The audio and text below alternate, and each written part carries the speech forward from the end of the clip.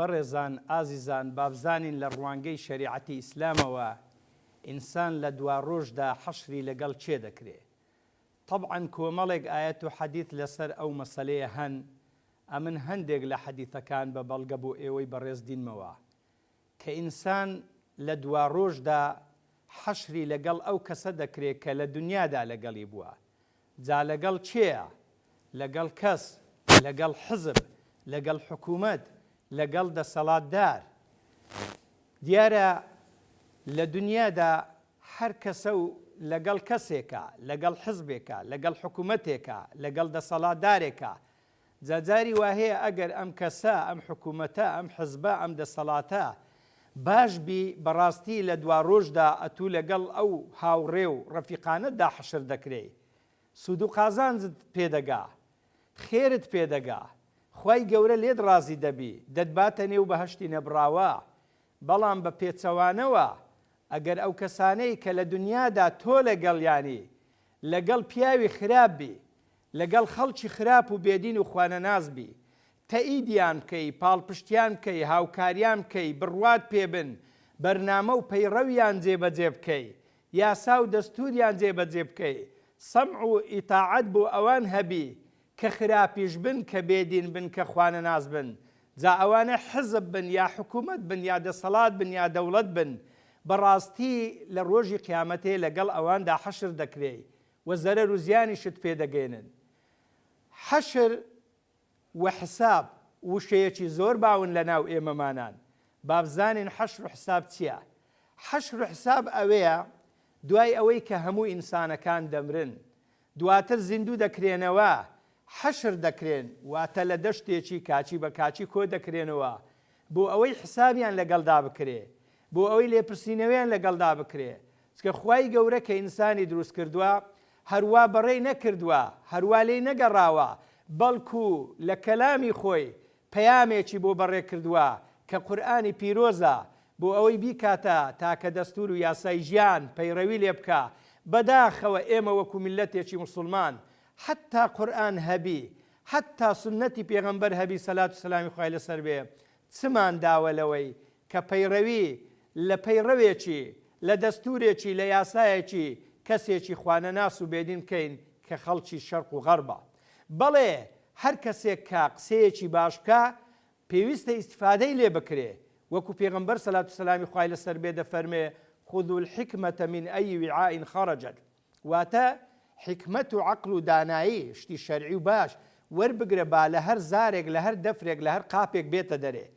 بەڵام شتی حەرام وەکو دەستور، کەسێکی بێدین هاتووە دەستورێکی بۆ ژیان بۆ ئینسان داناوە، بەڕاستی تا ئێمە قورئان و سنەمان هەبی نابی هیچ شتێکی تر بکەینە دەستور. چونکە خوای گەورە دەفەرمێ ومن لم يحكم بما أنزل الله فأولئك هم الكافرون.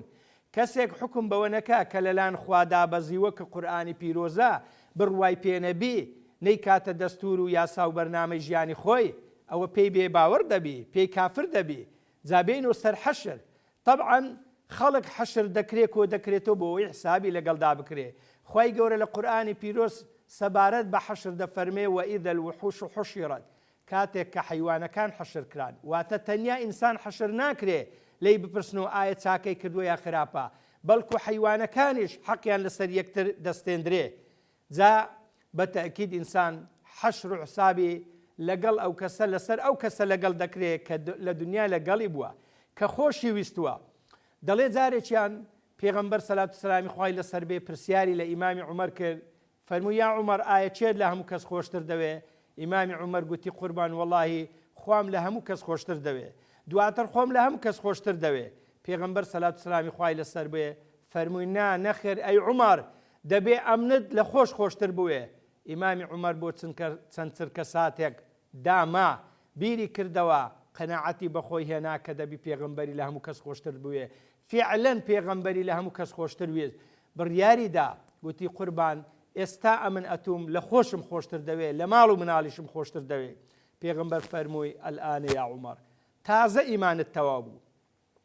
حەدیثێشتر ثەوبان کە سەحابەیەکی پێغەمبەرە جارێکیان هاتە خزمەت پێغەمبەری خوا، گوتی مەتە ساعە یا ڕەسوول الله، واتە ئەی پێغەمبەری خوا کەی ڕۆژی قیامەت تێدا دێ؟ پێغەمبەر سەلات و سلامی خوای لەسەر بێ فەرمووی ماذا ئەعدەدتە لەها یا ثەوبان، ئەی ثەوبان چت بۆ ڕۆژی دوایی ئامادە کردووە؟ ئایا ئەتوو شۆڕە سواری ڕۆژی قیامەتی هەتا یعنی لێی بپرسی؟